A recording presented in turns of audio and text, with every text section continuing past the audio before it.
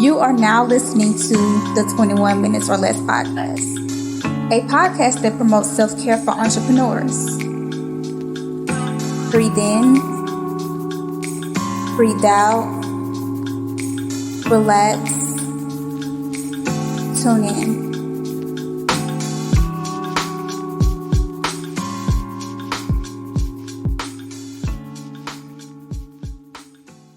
Hey everybody, welcome to the 21 Minutes or Less podcast. I'm Keisha Milana. And I am Nakia Smith. And today we are joined by our guest, Rock Hunt. So we're super excited to have him. He's actually a marketing coach that specializes in email marketing, SMS marketing, and chatbot automations. He's been in business for over 3 years, and he loves to help entrepreneurs build stronger connections with their audience and helping them to build a better business foundation. So thank you so much for joining us today. How's your day going so far? Day's going great. First of all, it's my pleasure to be here. Yeah. I'm just so happy to get into it and just, provide the audience some value. So again, thank you for having me on the show. Yeah. So first, can you just tell our audience a little bit about how did you start your business and why did you choose automation? Gotcha. So actually, the reason why I got into entrepreneurship in general, I used to be a general manager for a flooring company. So the short version, my job is to make sure my sales team goes out to different apartment complexes and convince the property managers to do work in their units. And so it involved a lot of sales, a lot of marketing, and a lot of relationship building and trust building. So fast forward 2 years later, they actually shut down the branch and ran it out of a different city. So they no longer needed an office staff, a general manager, things of that nature. So I was out of a job. I had to figure out how I was going to feed my family. What was I going to do? So I decided just to go ahead and bet on myself, use my skills in sales to learn more about marketing and then try to find the market gap. A lot of people talk about social media. A lot of people talk about marketing, this and that. A lot of people don't understand the value of having your own systems in place. So that's kind of what I like to focus on because those things really will do the heavy lifting in your business. Yes, I love that because one thing we try to push is delegation, especially when it comes to entrepreneurship. And then, let's be real, a lot of entrepreneurs don't have the funds to hire somebody. So if you can get those systems in place, like you said, with automation and software, that can help alleviate some of those financial burdens. So what are some softwares that you recommend if you can give us a few? Well, a few, and if you're a service, this is especially for service-based businesses. It has some type of funnel or CRM. That's a CRM is a customer relationship management system. So I use ClickFunnels, meaning I have a page where you can go, leave your information. And after that, you get automatically sent to another page that have a more broad information about my brand, what I offer, things of that nature. And once you take advantage, you can book time on my calendar. So that's very, very helpful to me because I don't have to have a conversation trying to get someone to get a call or try to figure out what day is best for them. They can just look on my calendar, see what day works for them, and boom, they can schedule. Also, another good software is Connolly. That's, of course, where you're booking and things of that nature. And also, there's another one called GetResponse. That's going to be for your email marketing, which every business should be using to some degree. And so those will probably be my top three. If you're in business, then you should definitely have bare minimum those three involved to help grow your brand and grow your business. Awesome. Yes, I love that. And I feel like if you don't have those systems in place, it can be some negative impacts to your business or even to your personal life because you might be so stressed. So what's some of the effects that you might see, for your clients when they're first coming to you where they don't have the system in place? Or what does that look like? Or how does your client feel? Well, for one, they feel overworked and they feel like the efforts they're doing isn't matching up revenue wise. And I give you an example. I just had a client I just signed on. She had a reel that went viral. It had 5 million views, but she only got, I would say about maybe 20 clicks on her website. So there was a missing link there. So people really come to me, they're frustrated because they know they've hit that pinnacle of growth where, okay, I'm growing my social media. People liking my stuff. I'm getting thousands of likes per post, but what do I do now? How do I turn this into money? So, okay, cool. So we take a look at everything they're doing and say, okay, this is cool. You got the video, but now we got to put more attention behind it. Okay, cool. You getting the views, but now we got to get people off social media onto your personal, onto a list that you own. So your SMS list, email list, your chatbot list, and get them to a secondary community like a Facebook group, or you just try to sell them, warm from there. So those are the people that normally come in contact with me. And that's kind of how I help them transition from just content and marketing to actually building and making some money. Yes. So for the new and aspiring entrepreneurs out there, what do you think should be their first step? when it comes to like automation? Like, what's the first basic thing they need to have? The first thing you need to have is a landing page. Mm. What a landing page is, that's a page where somebody can come, leave their name, phone number, email, in exchange for some information. So like if you do a newsletter, if you, have some type of template, something you can give away for free. And if you're a product-based business with a Shopify store, maybe that's a coupon code or some free shipping. And the reason why you do that, and I see a lot of people do this, they'll have a link in their bio and there'll be a link tree. Their link tree will have about 30 different offers in it, right? Now you got to understand the normal human has a 3-second attention span. They're going to click maybe 1 or 2 links and get out of that, right? If you have a landing page, then at least you're getting something for the traffic that came onto your website. If you just send people to a home page where it's a bunch of buttons, so it's a bunch of different distractions, or you send people to a shop page, again, give people way too much variety, you don't have any control over that. As business owners, you only own 2 things. You own your intellectual property, and then you own your customer contact list. Those are the basis of your business. So preach to focus on those fundamentals first as a new business owner. How can I get as much people deeper into my brand versus just seeing me for the first time? Because people don't scroll social media with a credit card in their hands. So therefore, you got to make sure you get them additional touch points to get them to that next point. Awesome. Yes, that's so interesting because I feel like it is a disconnect a lot of times between getting all those views and actually making it profitable to be on social media. Yeah. So definitely, I think the work you're doing is necessary. I probably need to hit you up myself because for sure. that is discouraging for people that are content creators, especially when, you're putting all this effort into creating your content and you're not getting the output that you would like to see. Yeah, it's very frustrating. Like I said, I've worked with people that have had 500,000 followers and they're barely making 4 figures a month. And I've worked with people that will have 2,000 followers on Instagram and they're clearing $500,000 a year. Mm-hmm. So the social media thing, it's not like it's important, but a lot of times we use that as the foundation of our business versus being its intended use as a traffic source. It's everything like blogging, YouTube, whatever it may be. It's a source of traffic, not a foundational place to build your business. So you have to understand your systems is going to take a lot of that load off and make things easier for you. I have a question. So I wonder if that's why a lot of big brands have kind of like steered away from influencers with a lot of followers and then more geared towards like micro influencers who have like a smaller following, but their engagement is like really, really up. Yeah, they do that because they have the more dedicated relationship. The person with 50,000, a million, yeah, they may get likes, they may have the follows, but they may have a poor engagement rate. Their engagement rate is probably like at a 0.3%. Anything about social media marketing, 3% is considered good for an engagement rate, right? Anything higher than that is suspect. So you might be buying power likes, buying followers, and anything below 3% is like, okay, what are you doing? So that's why they go to those smaller brands. They understand the relationship piece of it, which is massively important. It's underlooked. We think of social media as our sales engine, but really that's just the first time they're going to see us. Yes, love that. So I have a personal question for you. What do you do for your self-care? Like, how do you manage your business, your day-to-day? I know you have a family. Like, how do you take care of yourself and your family and then still be motivated and have enough energy to put into your business and your clients?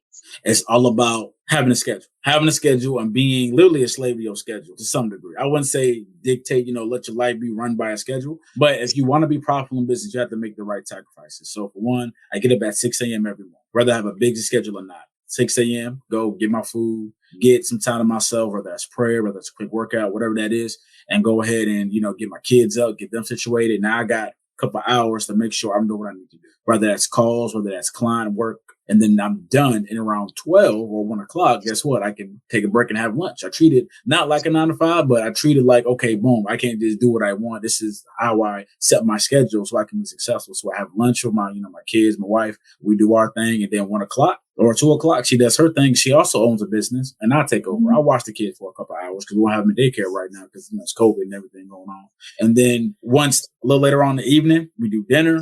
Okay, cool. Kids are straight. I get a little bit of work done and I shut it down about 6:30, 7 o'clock. And I'm finished for the day. And I'm okay with that. A lot of times we stick to hustle culture where it's like, oh, we got to grind it 24 hours a day, all day, every day. And that leads to burnout and that leads to discouragement. So you got to find the balance. Now, there are going to be some days where you will have to pound that pavement and put in work. But if you make it an everyday thing, then you're working too much in your business instead of on your business. And that's a major difference that a lot of people don't understand. Break that down. Yes, I was going to Okay. Got you. So working in your business is pretty much you buying yourself another 9 to 5.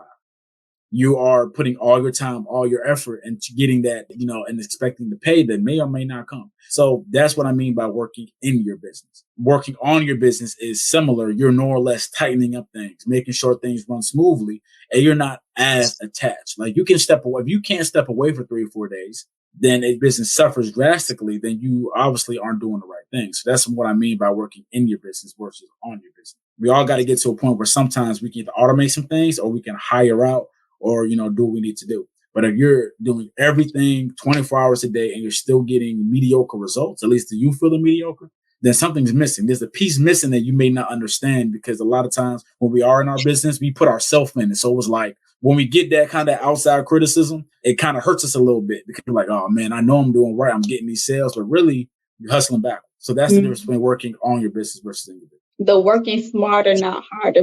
Exactly. And it's kind of hard for new entrepreneurs to do, because they just diving in. They seeing all the glitz and glam on social media about running your own business. They look at all these tutorials. They graduate from YouTube University with flying honors, and they go ahead and dive right into it. And then once they in it, they realize it's not the sweet. It sounds good. Everything sounds good in theory, but now you really got to figure it out.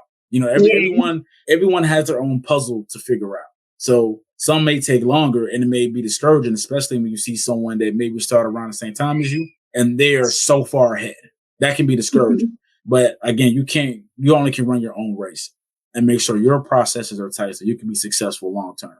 Yes. And it always go back to you got to go back to the mission, your values, and why you started to keep you motivated. Yeah.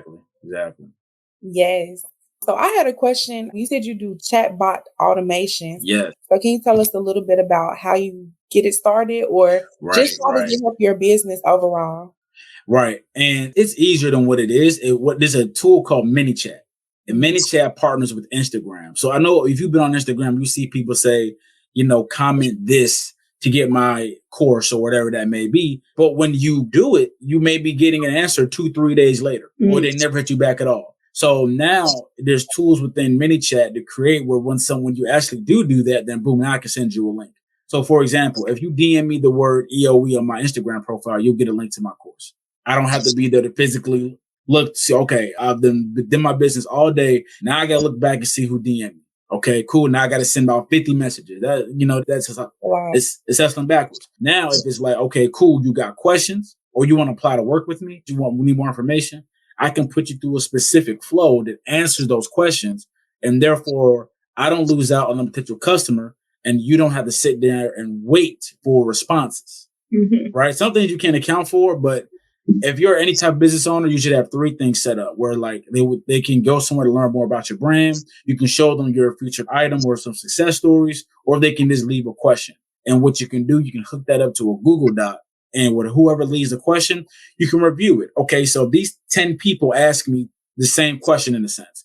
So that's either it's a content idea, or I can create a flow specifically answering that question to, again, get them to the goal I want them to get to, right? It's all about controlling your traffic and being strategic. Everything you have to do in business needs to be intentional. So when you you go to my DMs and for the first time, you'll see a couple of choices. All of those have specific destinations. You're going to get to my Facebook group. Okay, you're going to book a call with me.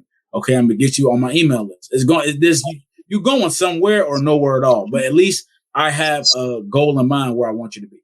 Got you.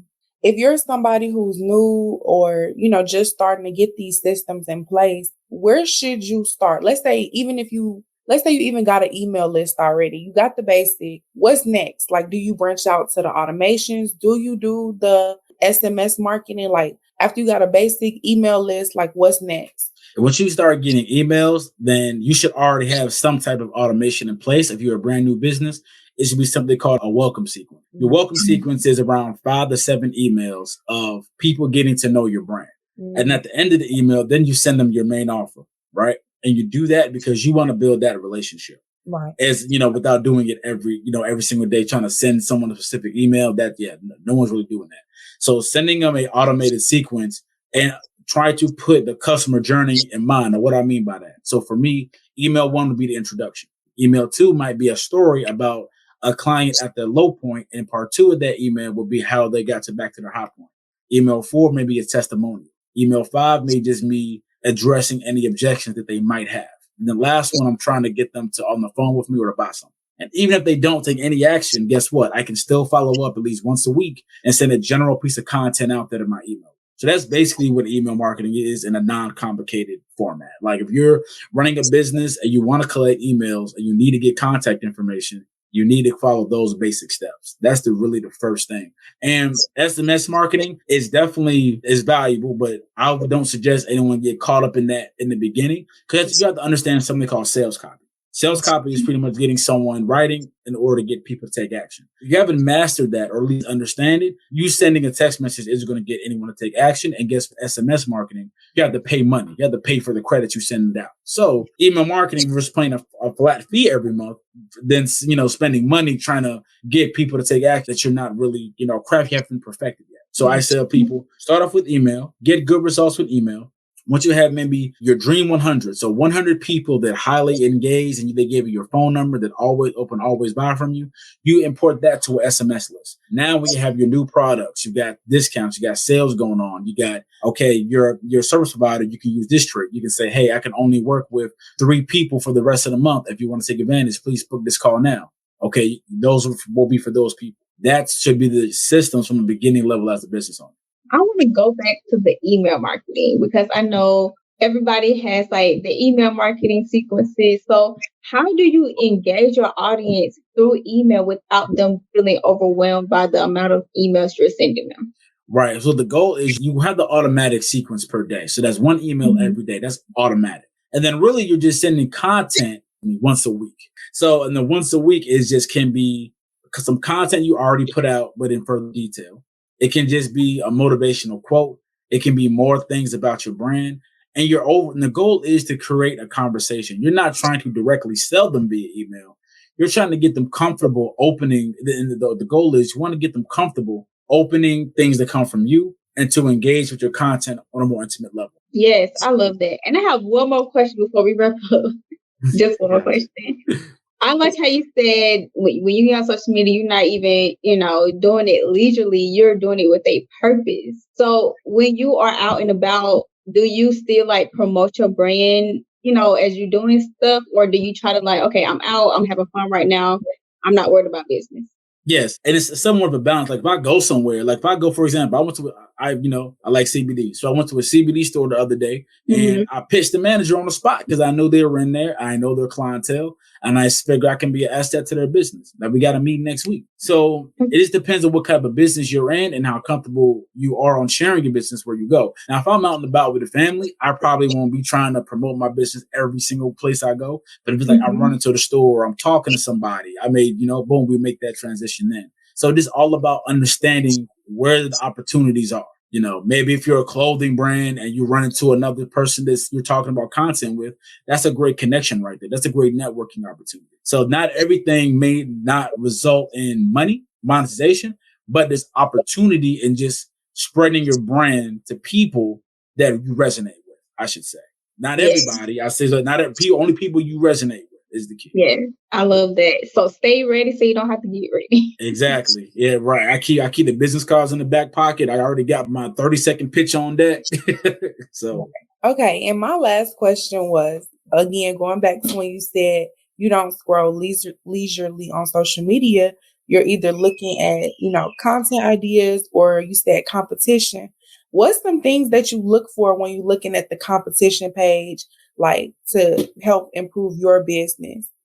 So if someone has a bigger following than me, I look at their reels. I look at their followers. Are their followers engaging with them?